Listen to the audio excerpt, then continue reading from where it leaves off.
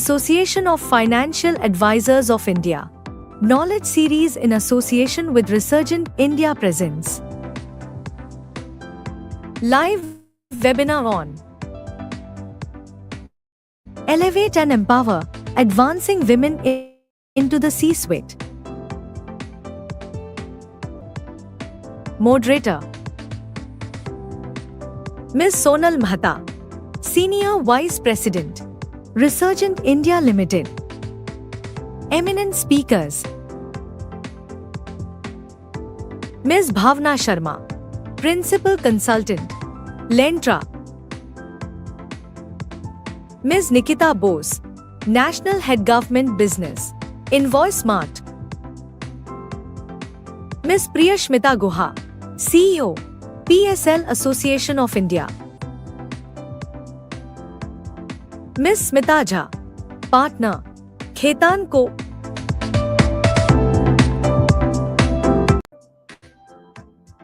Ms. Smita Jha, Partner, Khetan Co.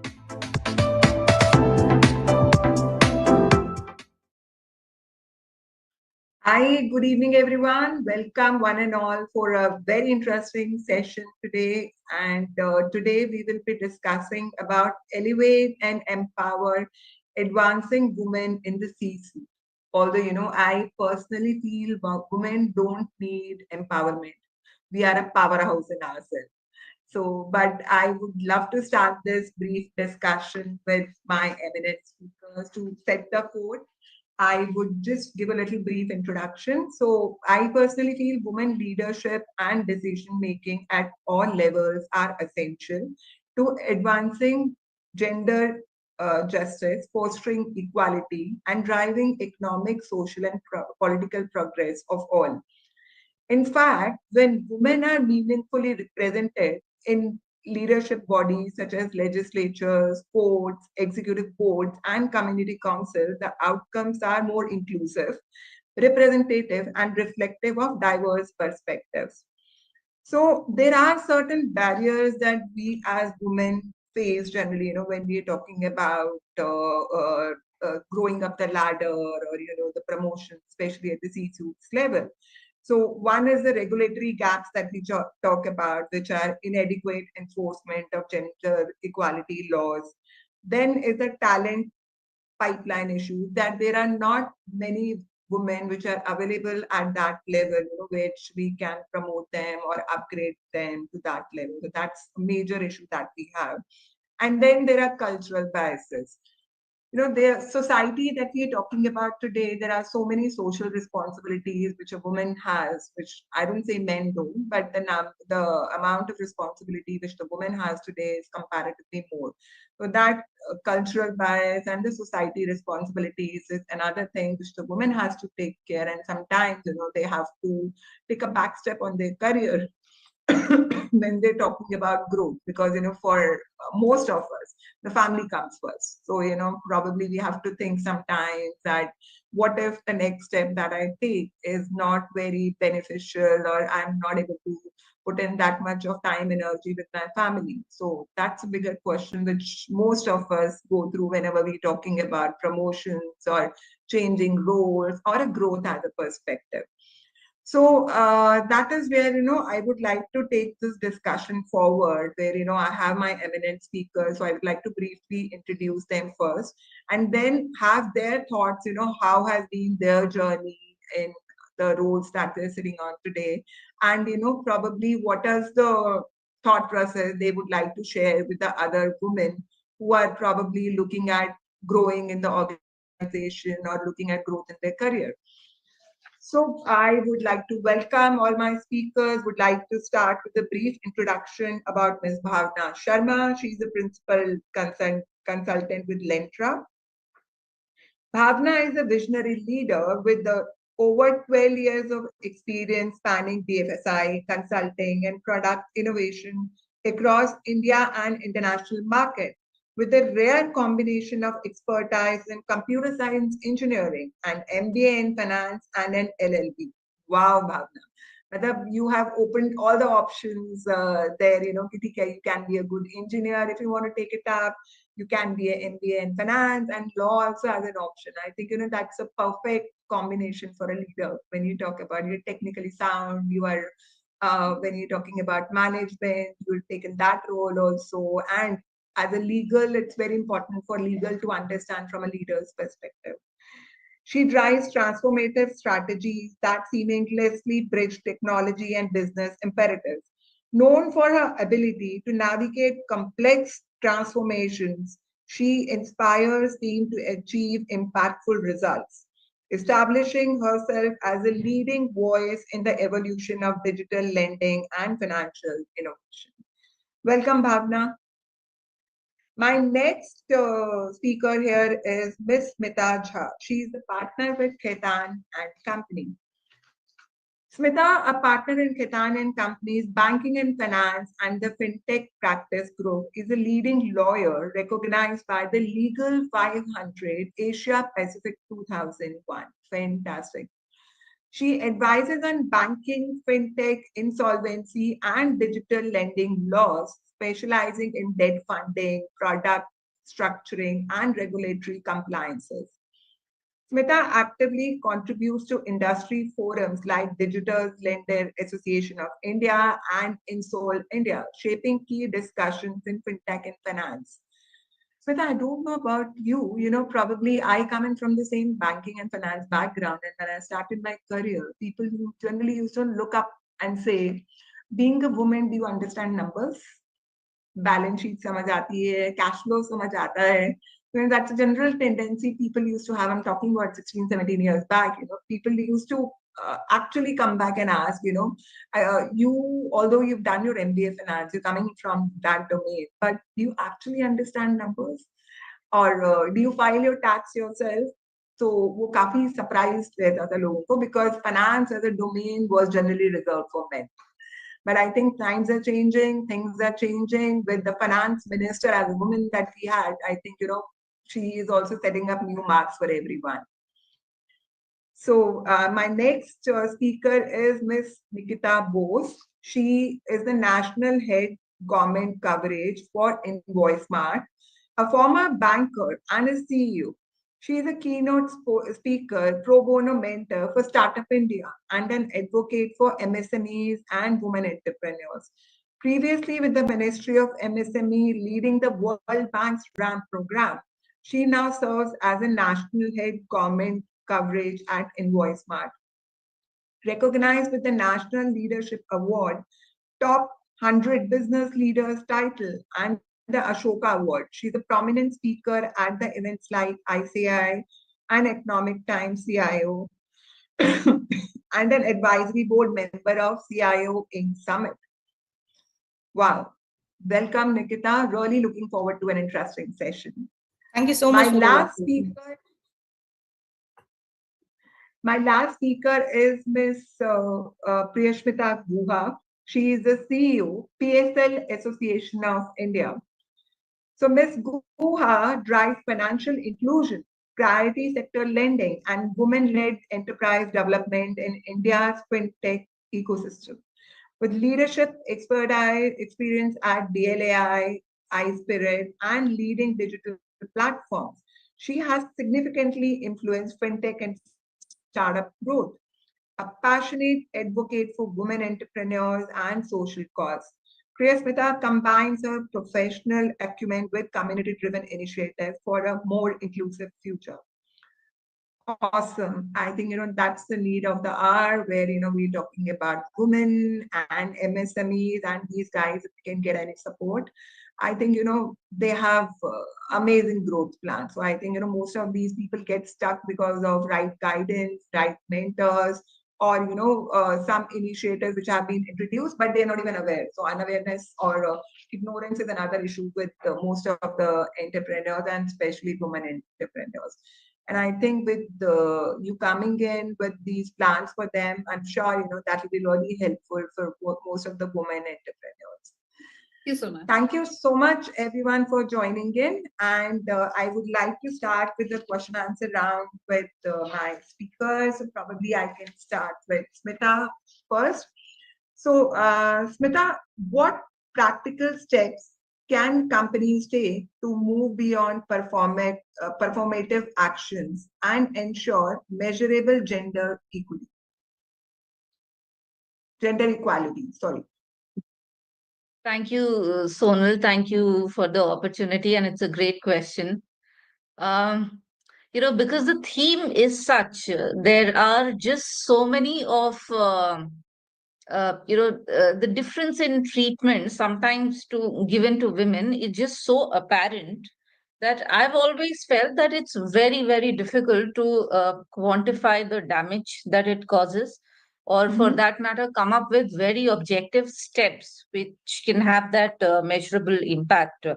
For instance, when this opportunity came to me, I was actually thinking, oh, this one's going to be easy. I'll reach out to my DNI team and they'll give me a presentation in terms of what to speak about it. And then I realized, no, I think this one really needs to be taken up in a slightly different manner and approach. So there are two things which came to my mind immediately. One was the fact that in terms of my own career growth and where I have landed in practice, I would say that things have been fairly easy or convenient for me in terms of my mentors, etc., shaping up and how things got to where I was. And I've had a similar sort of a conversation with my colleagues or seniors, other women who are placed in legal industry, the corporate side specifically, and Right. um, quite surprisingly, I think it's not as bad as what we get to hear for some of the other industries like manufacturing, Mhm. consultancy, or some of the more hardcore stuff, which is not really a desk job. So women, of course, have it way more difficult in those sectors. Fortunately, it's not been so for us. And that really brought me to a position where I thought that am I really the right person to be talking about it? Because comparatively, it's been easier for me. And then I realized that over the years, my own experiences and those softer and more nuanced form of not discrimination, but sometimes a difference in treatment that I Differentiation. was You can say not discrimination, it's a differentiation. Right. yeah, that I was met with. Sometimes, eventually looking back, I feel that it was kind of unwarranted. And if I did have better conditioning or mentoring, or people around me were slightly different in their approach to leadership or how they saw me shaping up, I think things would have been much different. So I just thought that, for this discussion, let me just talk about some of the things that I have felt and where I feel an organization or any person in a position of leadership can really make it work for the women around them, whether they are juniors, colleagues or peers or whatever. The other aspect that I felt was, what should organizations do? So, like I mentioned, my first instinct was to actually reach out to an HR team or a Hmm. DNI team and figure out that, hey, what are the policies that you guys are Working on. advocating for? Please let me know, and I'm just going to speak about that. And then I realized I think the first step where something really needs to change is going to be me, and me in any form or any manner, whether I'm a junior in the team, in my interactions with my peers, whether today I'm actually leading the fintech team at my firm. And I have 14 to 15 odd people working with me, reporting to me. So I think the responsibility starts with me first, as opposed to looking at a team of people who will impose or put together some policies and put it down on me. Hey, now you've got to implement it. So Hmm. I think because the theme is just so subjective, there are few things that are just emanating from my own experience. I think the first and foremost is trust that needs to be imposed in women. Hmm. Every time there is a conversation around differentiation in treatment given to women, They need to rise up. uh, the fir- the They first need thing to that I rise. get to hear is that I'll take example of my own field, a hard negotiation on a term sheet, whether it's finance, whether it's private equity or whatever. Many of my male partners, or for that matter, even female partners, would probably not want to send some of the women who are softer in their ways of dealing with things. They may be way more assertive, way more knowledgeable in terms of, or their exposure to similarly placed situations may be better, but they are just not confident enough to have them front a negotiation, just because they feel that, they don't really have that male voice. So I think the first point of differentiation needs to come from the leadership, where we start putting in enough faith in our women. And that faith and trust cannot be passive trust. Oh, okay, somebody wants to do this, so let's just, who's going to Let raise them do. their hands, and you just, push them. But there are many others who are just too hesitant to even raise their hands. So the idea is that recognize that talent, get them in front and push them. Now, this is your thing. You need to deal with it and you have to back them up. That's called reposing trust in women. So I have felt that there is a serious lack of that. And women are anyway, a bit held back. In my experience, I've seen, and this has been my own journey, irrespective of how confident I feel as a lawyer today. I don't believe I was this 3 years ago, and my ability to speak about it. And unfortunately, I didn't really have anyone really pushing me in the front. No, go speak, or this is your thing. You need to This do has this. to come within. So it's like, if you need to grow that intent, like, I was just speaking with Priyasmita before this session, where she said, okay, I'm an ambitious woman and I know that I need to grow. So that ambition or that need to grow has to come from within. Nobody can push you. Exactly. But I have a slightly different point on that, Sonal. My experience has been, I also feel that I'm fairly ambitious. At any point in time, I don't believe I lag in my commercial acumen, in my ability to understand a legal problem or find a solution. In my head, sometimes I feel I'm way better than the rest of the world at large. But there is that inhibition that, sometimes you feel you want to be modest, or what are people going to think when you are raising your voice in a room full of men, or, people who are just way more confident with half your abilities. So that's why I feel it's an active duty of a leader to spot talent and push them and give them that confidence. So this is one thing organizations need to do: mentor their leadership in a manner that they can recognize, how to groom talent and how to push them, and in a completely gender agnostic way. So I think very well said. Very well said. I think, irrespective of the gender that we're talking about, it is the mentor or the leader's responsibility to promote the right talent. Because personally, if you ask me, I'm coming in from the leadership background myself. I think, the future would not have male leaders or the female leaders. They will only have good leaders or bad leaders. Exactly. So, I just feel this is the first thing, that, having that right kind of trust and faith in women, that they will do it and they will deliver it. And I can tell you 99% of the time, when you repose your trust in someone in explicit manner, I've seen most of them deliver. Irrespective of the gender.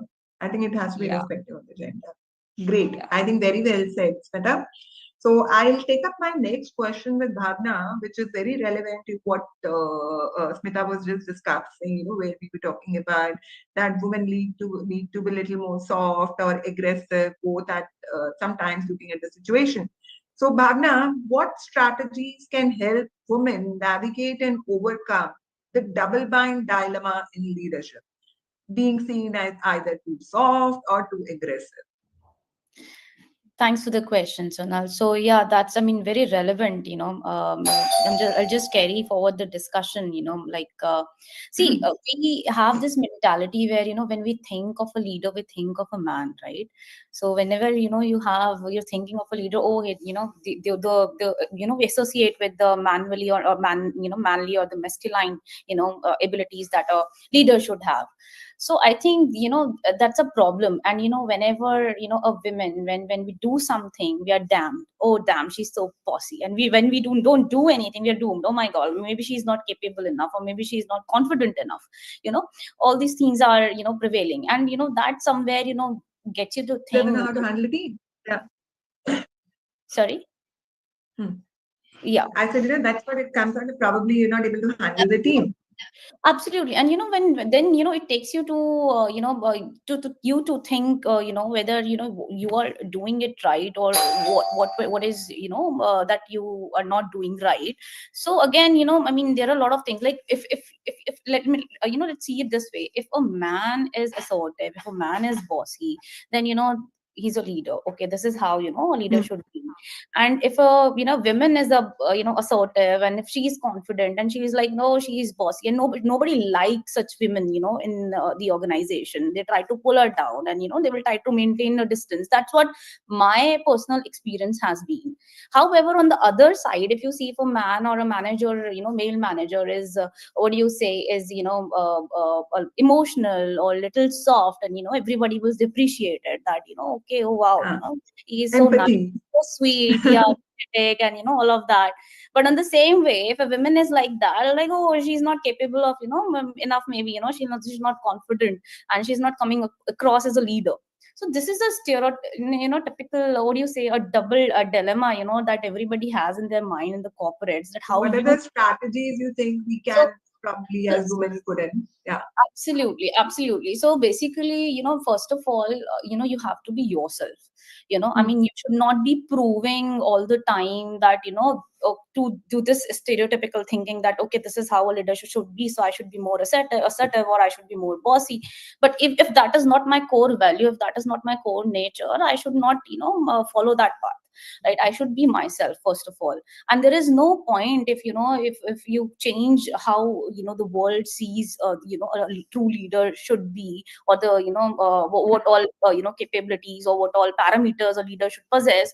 So there is no point following the same path. There could be, you can be yourself, and you can advocate for those qualities, right? And once I believe that a woman, when she cherishes or embraces her qualities, then obviously everybody acknowledges that. Everybody kind of it brings credibility on the table, that okay, she knows her shit, right? She knows what is right, what is wrong, and all of that. So yeah, one is that you have to be yourself. You have to be disciplined enough, because every time all my peers would agree that women are perceived that, oh, she cribs a lot. Whenever I'm going and telling something to my manager, oh, she cribs a lot. But however, he's okay in getting all those water cooler conversation with other people. He's fine with it. But if I go and tell him my problem, but I can't stop myself, because if I have something to say, I will say, right? So you have to be confident enough and disciplined, in terms of, like, you are, at the end of the day, there are some parameters you are measured on. So if you're performing, if what you're doing, if you know your subject, and if you are up to the mark, if you're competent enough, I think there is nobody can stop you. Absolutely. Right? So you have to work on yourself. You have to prove yourself. Absolutely. And you have to be disciplined, because if I'm a woman, that's not my weakness. I'm sorry. Right? I am, what you said, more dangerous than an AI. Absolutely. That's your strength. And I cannot, so, you should not always be like, I'm not saying that people do, but it should not come across that you're playing a woman card, that, I have a kid at home, and, I have nasty in-laws, and, I need emotional support. So you need that resilience, right? I mean, somewhere, if you want to grow, if you want to, because that's how it is required. I mean, nobody is going to pamper you like that. You're not a papa's princess in the corporate world. I'm sorry.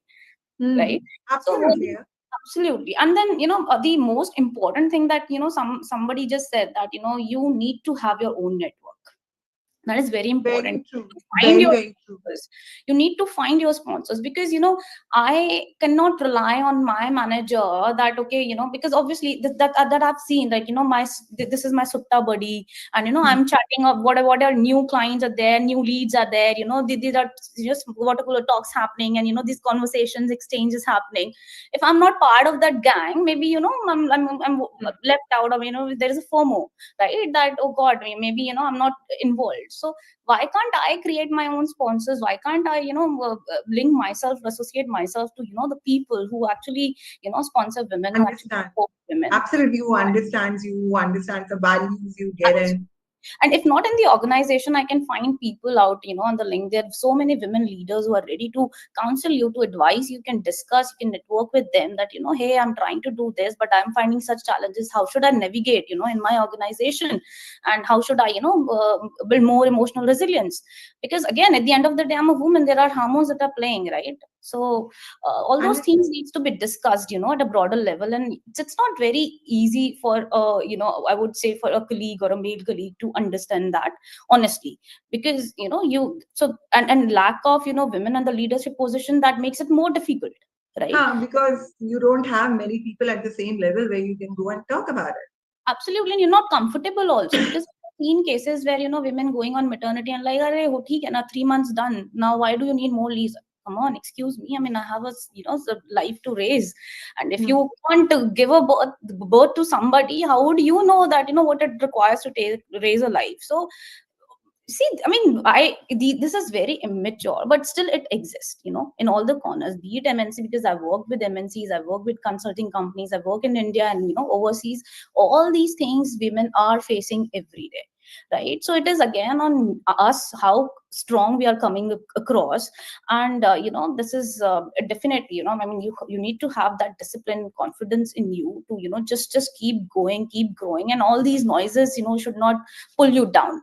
Absolutely. I think, if you're confident about what you're doing, so just stay on. And Bhavna, I personally feel, here, if you have a woman leader at the top, so things are a little easier. So because, she understands the pain, she has gone through the same setup, and she knows, what the other person or the other woman in the system must be going through. Absolutely. And that is another point where you as a leader should have, inclusivity, right? I mean, being a woman, it's not that, okay, I'll only support women. I'll only have 10, 15 women in my team. Why? Right? Because I support inclusivity. I will have, best talent available in my team, be it a man, be it a woman, and I'm going to support everyone.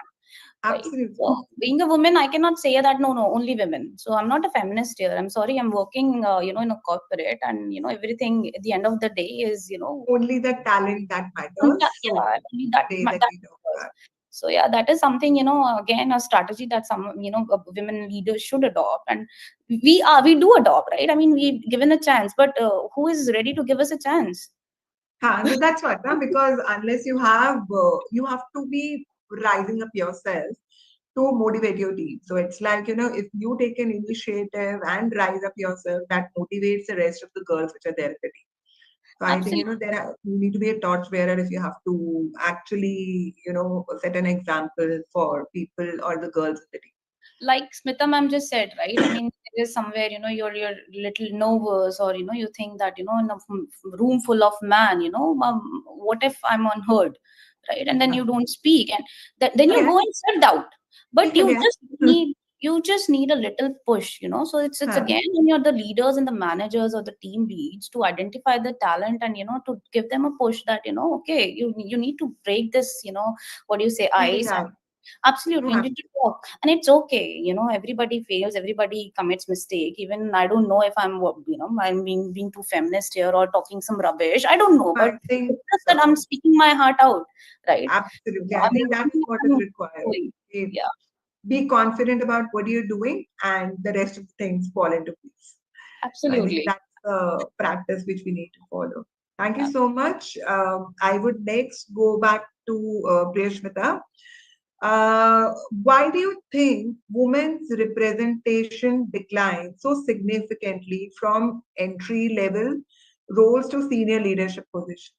Madam, when you're looking at any organization, most of the organization, there are a lot of entry level positions where the women are there, but when it reaches to the top, the number is hardly anything. Why do you think that's the reason there? So first of all, thank you so much for having me. And yes, it does significantly drop. I still remember my first boardroom meeting that I had, which was, they were my clients. And I first walked in, and this was my first experience of seeing only men around me. And I was like, okay, what's going on? Where did I land myself? And then the second one, and then the third one, I was like, okay, then women don't exist. I mean, because at a junior level, you see a lot of women around you, at least when we started our careers. So that was a definite shocker for me when the first time I realized that women don't really reach the top. So there are plenty of reasons basically for it. I think the first very basic reason, especially in India, is that women often drop off the career path. The drop off could be because they've taken a Family reasons. break because of family. Because in India, it's still caregiving is still a women's arena. Though I do see a lot of single fathers, etc., coming in, and I really admire it.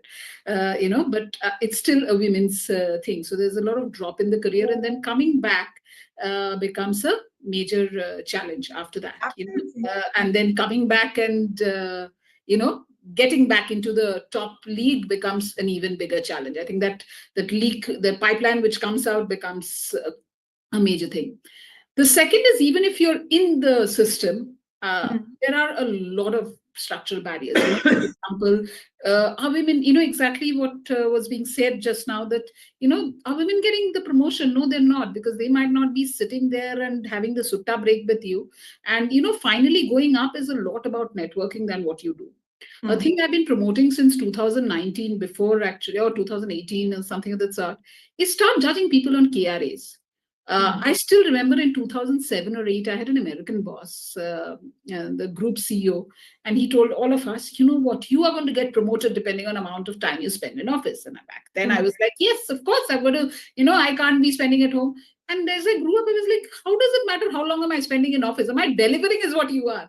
Because, if you're going to take 20 sutta breaks or whatever it is, I mean, whatever breaks or you're slow, whatever the reason, and then working till 9 p.m., that's not what I want to do. I want to finish at 4 p.m. And something that I remember my mother telling me way back is that, doesn't your electricity company, etc., how inefficient are you guys if you're going to work till late? You're paid to work within your time. And that's when I started realizing that, yes, I am paid because everything, and we don't understand, spending more hours is not working. Delivering my KRAs, I deliver it in 2 hours and leave. Brilliant. I should be the one who should be promoted first. Because I'm the smartest of the lot. I mean, when I say I don't mean I personally, but I'm saying whoever comes in. The point is, we have done this entire thing of judging people who rise up the ladder as to people, how long do they spend in office versus how efficient are they delivering the KRAs, which is exactly what it should be. If I deliver my KRAs irrespective of me, you never seeing my face, then that's what you should get this one. I think that becomes a major challenge for women, because women, for whatever reasons, family and other reasons, don't necessarily end up spending more time in office than they have to. But yeah, I feel until the time they're able to meet their targets within timelines, how does it matter? Exactly. So that's what I'm saying. So this is more of a mindset barrier, where I judge people based on time spent than KRA is achieved. And this is something that I've been speaking about. Allow work from home, allow doing anything. How does it matter? I hire people for KRAs, fire them because they've not achieved their KRAs. Nothing else in between matters. Because everything else is immaterial to the story. You're paying me for doing a job, not for spending time in office. Let me do my job and go back. And that's exactly why everyone, and I think that becomes a major challenge when it comes to women, because if you start changing it to KRAs, you will see a lot more women getting recognition. You will start seeing people for who they are, then for how long do I see them, and the familiarity, which basically is what generally works. There's also, this cultural bias. I think Smitha was saying sometime back that, I am judged because, I'm a woman. Now, I remember sometime back, a female CEO telling me that I told my, the group, the founder, that you hire women who are like men. You need to hire women who are like women. Because we bring our own set of, positives, negatives, whatever it is, Right. Why do I have to act like a man to get promoted? I want to act like a woman and be promoted in whatever it is. So that bias also comes in hugely. Like she said, if you're bossy, then you're a bitch, but a man can be bossy. And if you're not, then you're not strong enough to lead because you don't know it. And like you said, the numbers, understand numbers. I still remember a conversation. There's actually a podcast or a webinar which is there on LinkedIn, very famous, where women are told, even women in senior position, tumko nahi aata, tum chhod do. Numbers, how can you know what is, insurance, how did it, the men in the family do. So, and that translates into your work life as well. So yeah, so that's basically where it is. Hello. So that's basically, I think, one of the biggest reasons why people drop off. Why, as you go up the ladder, you see that you don't see enough women out there. Hello. Hello? Yeah. Yeah. Sorry. No problem. So I said, I think that's one of the big, three of the biggest reasons. I think one is that we ourselves also have a, drop off, of course, and then Okay. getting back. And there is no conscious effort done by organizations, not just to get them back, but to make them rise. There are no sponsors, which I told you. Women, generally, as you go up the ladder, CXOs need sponsors. And when I say sponsors, as I was telling before, it is people who are going to say, champion us and say, hey, you're going to do it. Women don't have that, mainly because there are lesser women role models out there who can do it, and men generally don't do that for whatever reason. True. The point is, there need to be champions, there need to be people who get up and say, hey, listen, I recognize you have talent. Can I grow that talent? Technically speaking, how many companies really groom talent? We just hire, and then if they grow because they met some numbers, I have to grow something, and it becomes just an HR, this one. Actually, leadership talent, which is something that you should start from the day they've joined in, recognize talent and grow it, is something that is completely missing. So it's like, you need to have a plan for these guys. So whenever you're hiring anybody, even at the analyst level, you should have a plan for them that, next 4 years, 5 years, how do you want to take them?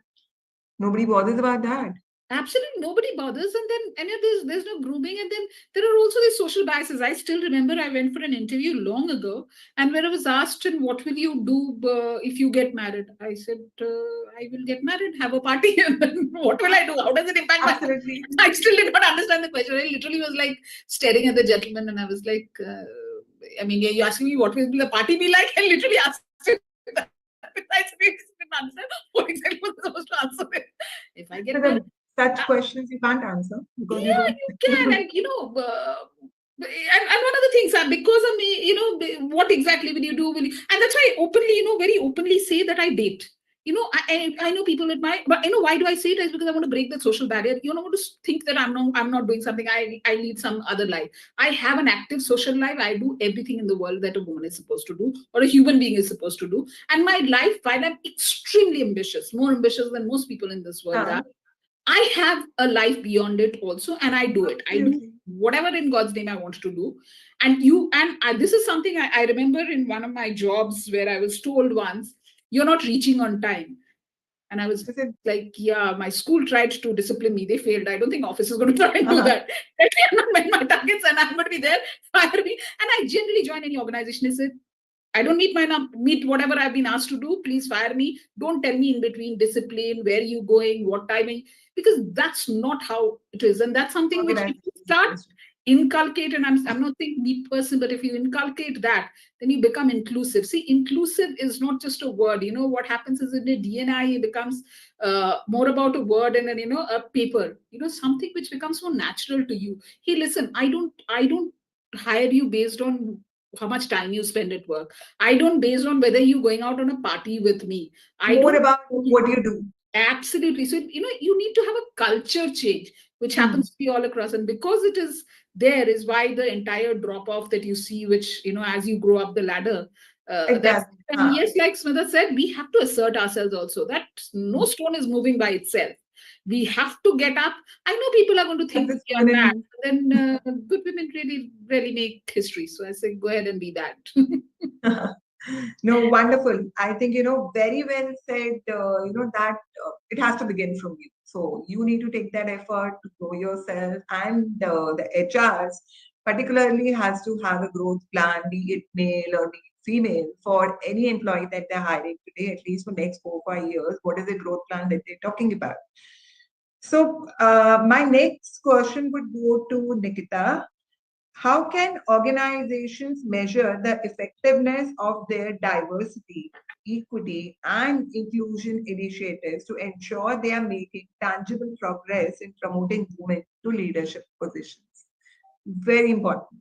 I think DEI, everybody talks about how they implementing it is more important. Right. So first of all, I'll begin. Namaskar, and I'm really thrilled, and in fact, it's an honor and a privilege to address in front of you as we gather together such esteemed panelists and all women. I was in the session in the morning at a very huge PSU vendor meet, and it was very weird because I was the only woman in a gathering of 200 odd people. So That's that privilege. so that was not a privilege. I felt a bit odd as well, but I was given more importance. But at the same time, I thought that things need to change very importantly. So yeah, so this topic is, before I answer your question, I'll just talk a little bit about myself and how close this topic is to my heart.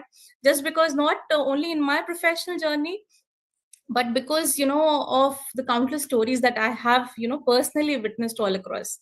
So I my background comes, I had also been a banker. I started very early, and I suffered slip disc after around 10 years of banking, and I had to forcibly leave my career, so which was a major turning point for me.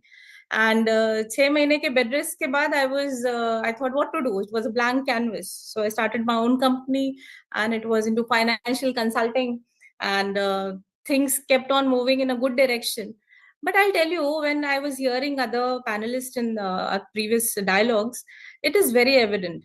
Because when I started my own venture, previously I was backing up a brand. And when I started my own venture, I was told कि hobby है ना, थोड़े दिनों में bore हो जाओगे.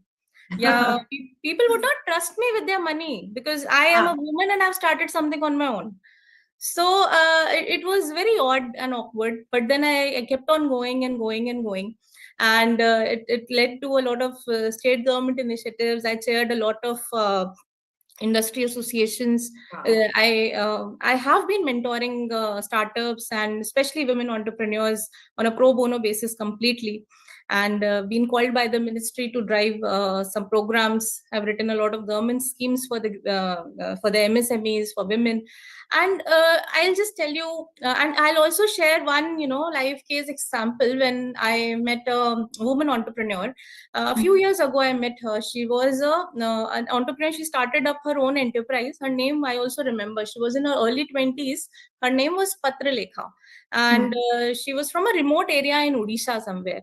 So she had all those struggles that we can ever imagine. Limited resources, cultural biases. I know Whatever kind of location that you're talking about, I'm sure. yeah, absolutely. All those personal struggles and everything was there. So her, I spoke to her. I have been going out in a lot of sessions and all. So she came to me to meet personally, and I said, "How do you do it? I mean, I am so thrilled to hear your side of things." So she said one line which actually has always been, struck the chords. She said that every time I, feel like giving up, I remind myself that somewhere, kahin na kahin, somebody is waiting for me to succeed. How to show them it's possible. So her lines and everything, it has been there. I'm still having goosebumps when I'm remembering this thing. कि कोई तो मुझे देख रहा है और wait कर रहा है कि ये successful होगी, then I will be, it would be an inspirational story for me. So this story is, honestly, it's not very unique, honestly. Every woman goes through such challenges. Family, struggles are there. Obviously, you are a woman. You are bound to take care of the family's responsibility, especially those who are married, who have kids. The children are their responsibility. The husband is their responsibility. I have often been told by my husband that I am your fifth priority. So all these things play around in a woman's life. But what I consider as a woman is like, जैसे India में बोलते हैं ना, all the rivers are female, except for one, I guess. All the rivers are female because women are like rivers. They just know, even if you stop them, even if you try to stop them, they will find their way out. So that is how I consider women, out of maybe in an entrepreneurial space, in a leadership space. But however, the question still remains that, are we ready to support them? These are the stories I'm telling ki koi khud se aage badh karke, somebody has, made their own way. But is it a situation in our country where people are not pulling each other down, or any colleague down for that matter?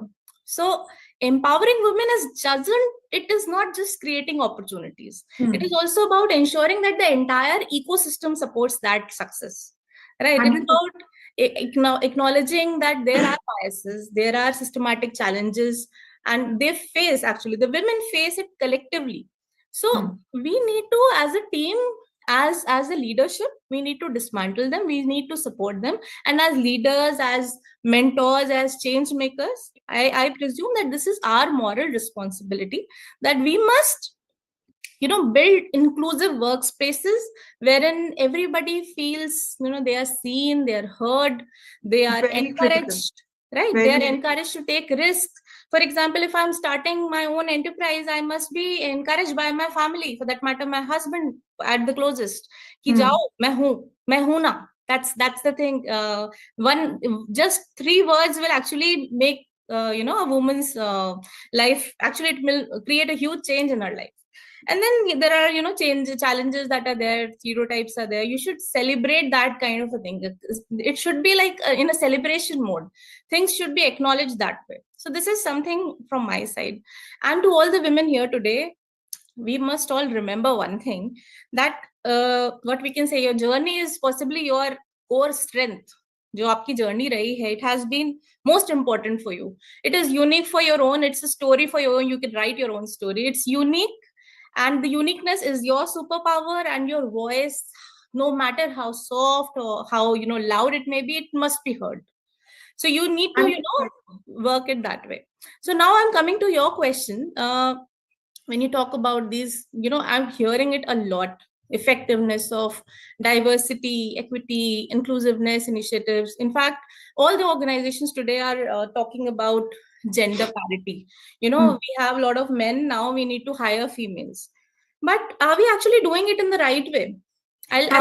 Just for the sake of it, just because you have men and you need to close that quota, that's why you need to hire females. That's not the right approach that we talk about. Yeah, so I'll give my example only. So when I recovered slip disc and I was a banker, I went to one of the prestigious, most aspiring bank. I always dreamt about working in that bank. I'll not name it, but I went. They called me for an interview, and I was famous in that area that she is a very good resource that can be hired. And my interview happened. And it was a wonderful interview, and I scored everything. But just one day before the interview, I got to know that I had conceived. So when the manager, that person asked me, what is your plan for the family way? I said, I'll not lie to you, because yesterday only I got to know that I am, I am expecting a baby. And suddenly the picture changed. The expression changes. Suddenly they said, Nikita, I think you have done fairly well. I mean, I'm so thrilled to have you. I would love to have you, but I think your baby would suffer. Your child would actually suffer when we take. And in fact, if I talk right now also to any of the HR, they would always say कि देख लेते हैं, अगर कुछ expecting है तो we will avoid ना, हमारा भी तो cost है. But is it a disability a woman is carrying a baby? Is it a disability for her getting into such kind of a thing? So I again, I just, when I got this, I came really pissed after the interview. I came back home and I was, I did not feel like talking to anyone. But then that day I made a point that I will not stop, whatever it may. And I started my enterprise, and my baby was only 2 months when I went out for government meetings, all across the corporates and all. I have nursed in the waiting area. 2 महीने के बच्चे को लेकर के गई हूँ, and I'll tell you, this is nothing that the baby has suffered or that I have suffered. The baby is happy and going and always supporting. All different experience altogether. Right.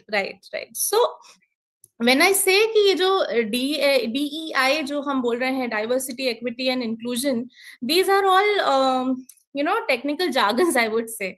So we need to come out of that, ratio kind of a thing. We need to understand key indicators. For my understanding, it includes career trajectory analysis. How fast that women has advanced to the role. You see that. कि अगर वो manager level पर कल थी, तो आज वो AVP level का काम कर रही है. So you should give a better role to her, na? Think like that.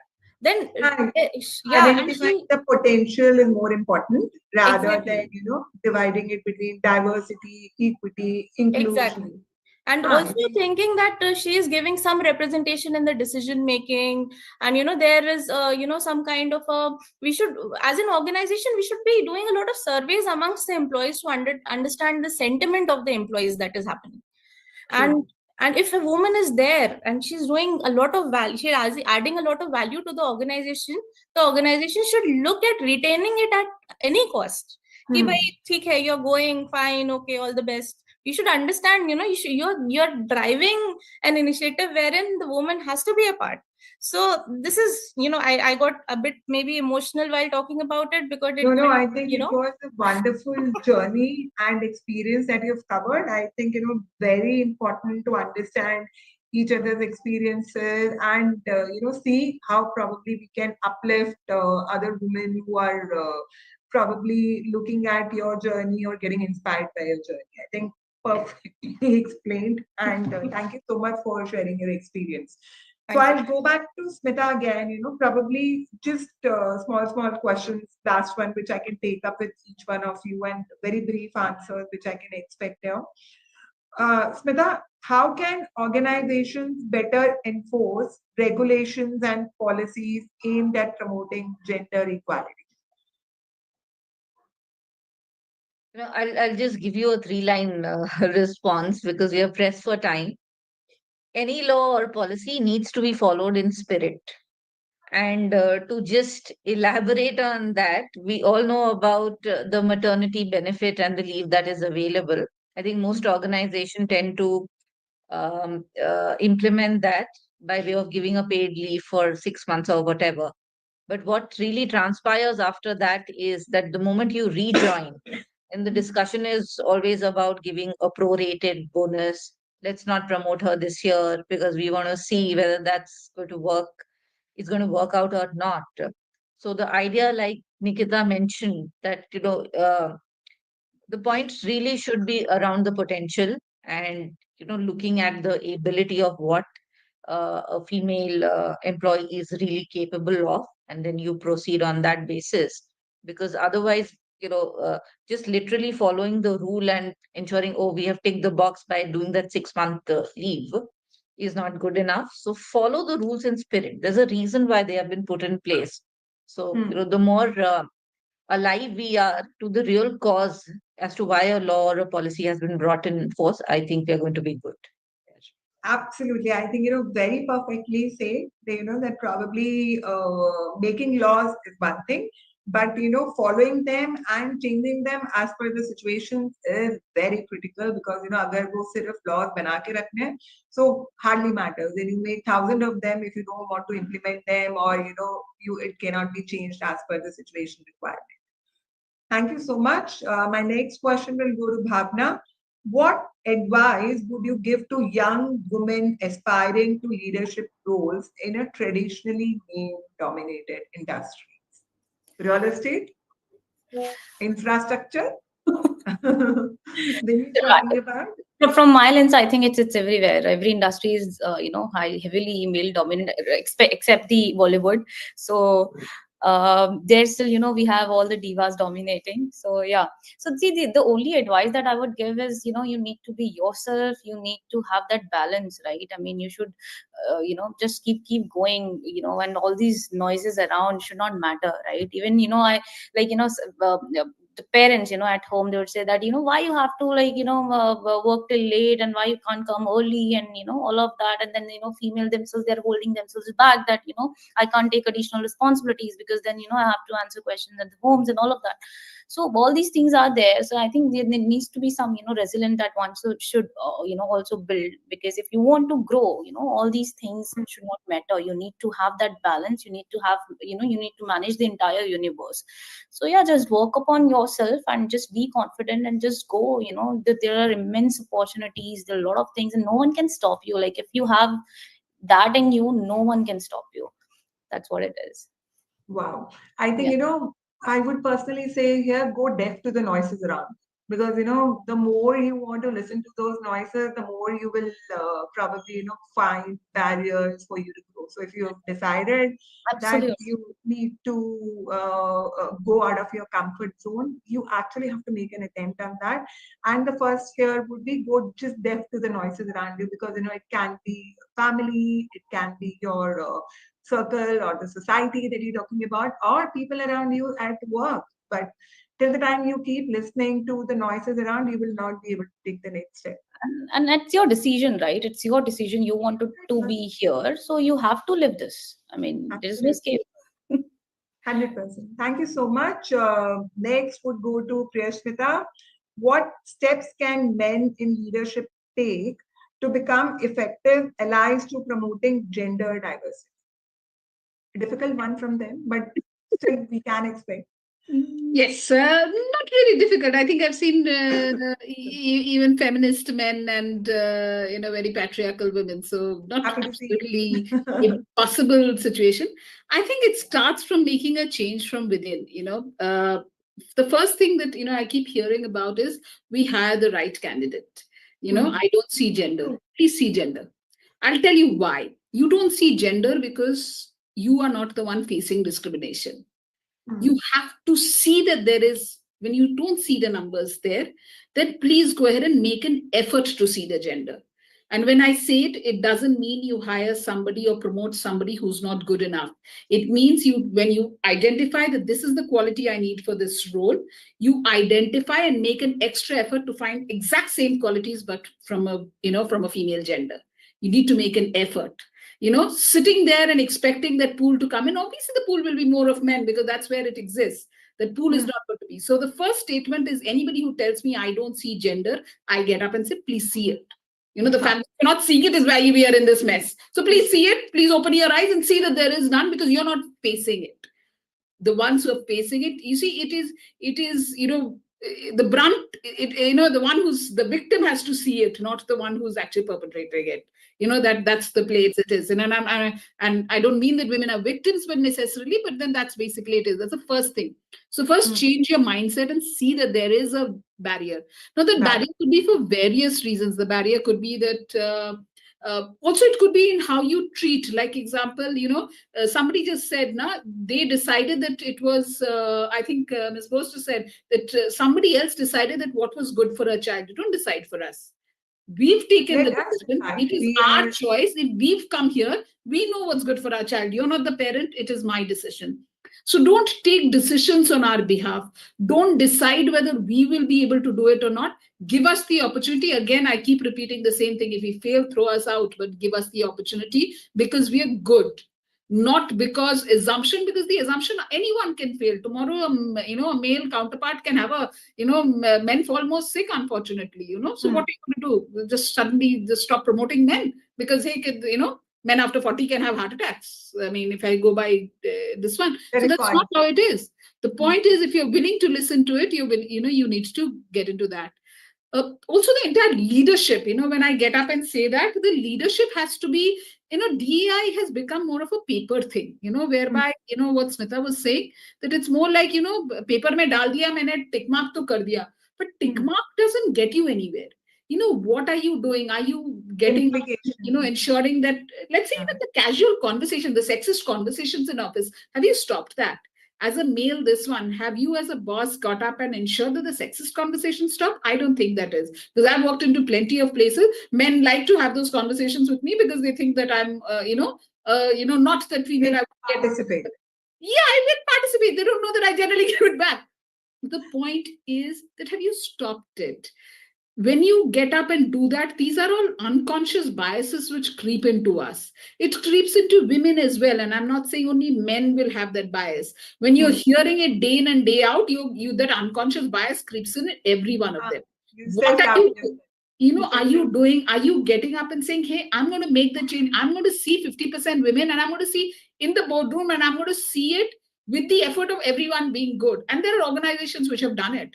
There are enough organizations with more than 50% women in boardroom and not one can point out and say, hey, this one doesn't fit into the boardroom. How was this person, this one? It is just that those companies made an effort. So have you gone ahead and done that? And this starts right from the time you start your career to when you go up.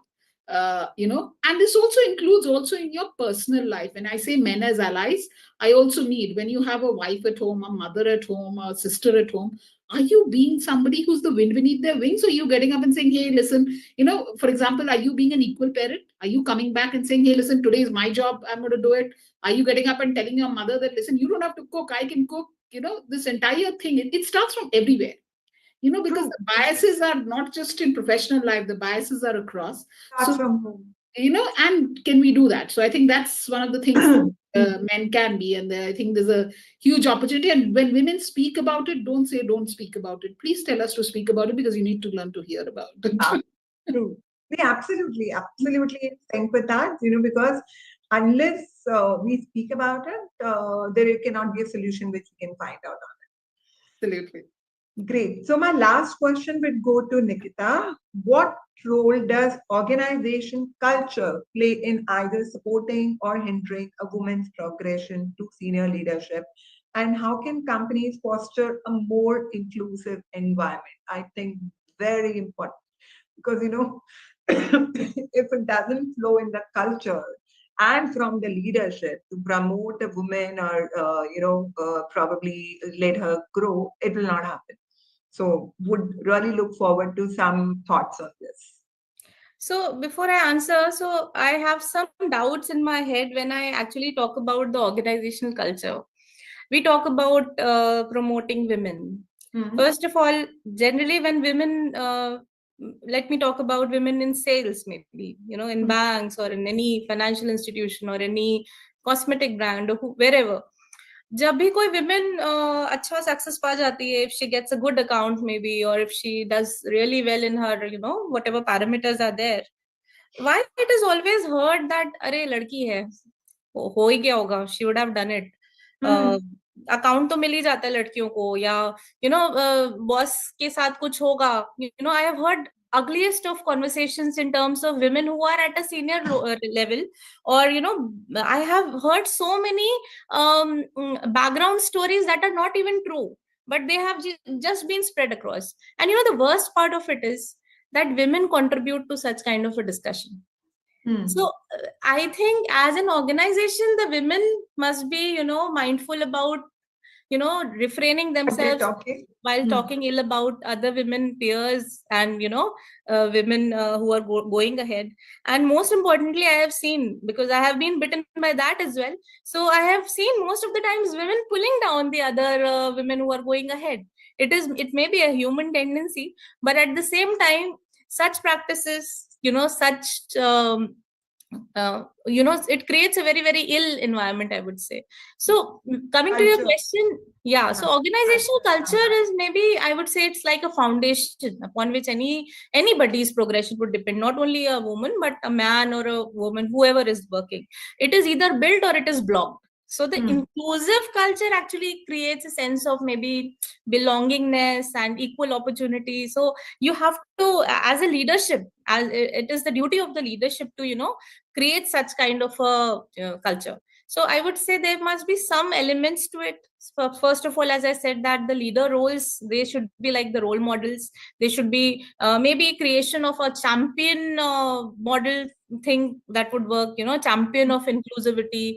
Maybe any kind of a particular body within the organization is created that actually advocates for women and advancement in the organization.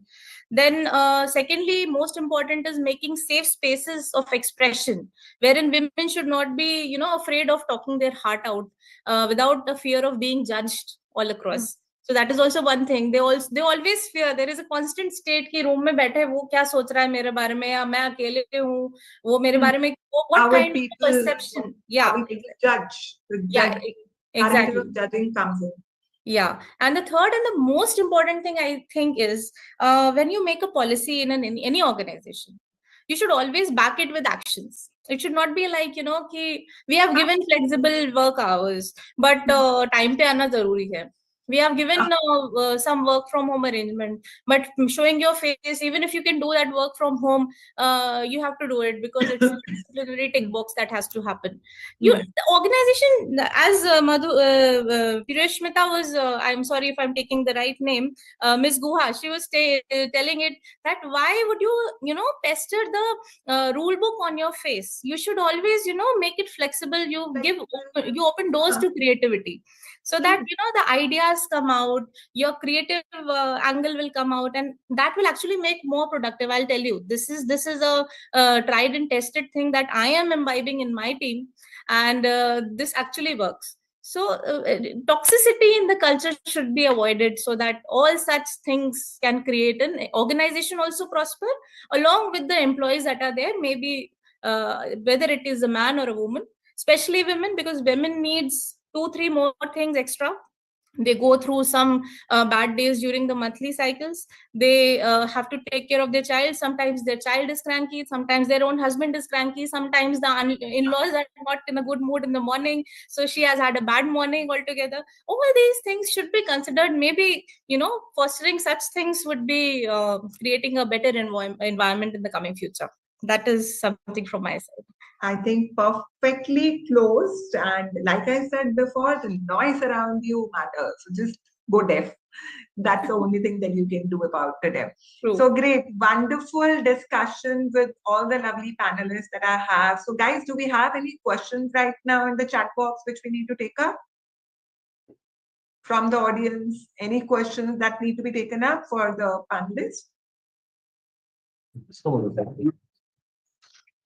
Great. So thank you so much, everyone. I would just like to close with the same statement like I mentioned before, that, the going future, leadership will not be differentiated between a woman leader or a male leader. There can be only a good leader or a bad leader. And with all the wonderful women around, I think, they will all agree with me and motivate more women to come into the leadership positions. It was an amazing discussion, and I'm really excited to be in touch with all of you. And thank you so much once again for joining in. Thank you. Thank you so much for having us. Ma'am, before you call it a day,